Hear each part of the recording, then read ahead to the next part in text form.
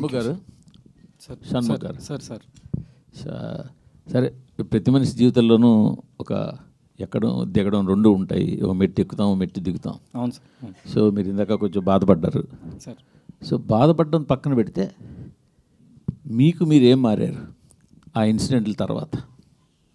Sir actually last అయిన incident తర్వాత చాలా హనుమాన్ మీద భక్తి వచ్చింది సార్. మేబీ నాకు బలం ఇచ్చింది ఆయన సార్. చాలా చాలా ప్రతి సాటర్డే ఇప్పటికీ వెళ్తూ ఉంటాను హనుమాన్ టెంపుల్కి. హనుమాన్ టెంపుల్ మంగళవారం కదా వెళ్తారు సార్? హనుమాన్ టెంపుల్ మంగళవారం వెళ్తారేమో కదా? కానీ నేను సాటర్డే వెళ్తాను సార్. నాది ఏలినట్స్ అని ఉంది. సో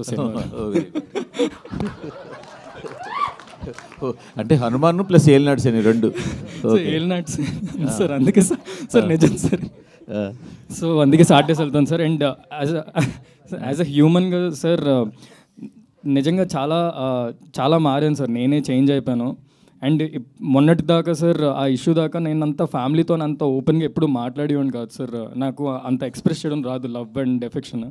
సో తర్వాత నుంచి నాకు ఫ్యామిలీతోని చాలా చాలా బాండ్ ఇంకా ఎక్కువ పెరిగింది. అండ్ యా సార్, మనం లంచ్కి వెళ్దాం సార్ ఎప్పుడైనా.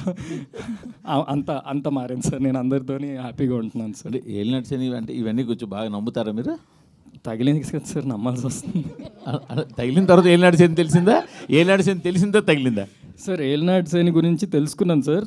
తగిలేదు సార్. అప్పుడు అది హైలైట్ అయింది సార్ బ్రెయిన్లో. ఓకే, ఇది ఉంది, జాగ్రత్తగా ఉండాలి. సాయి గారు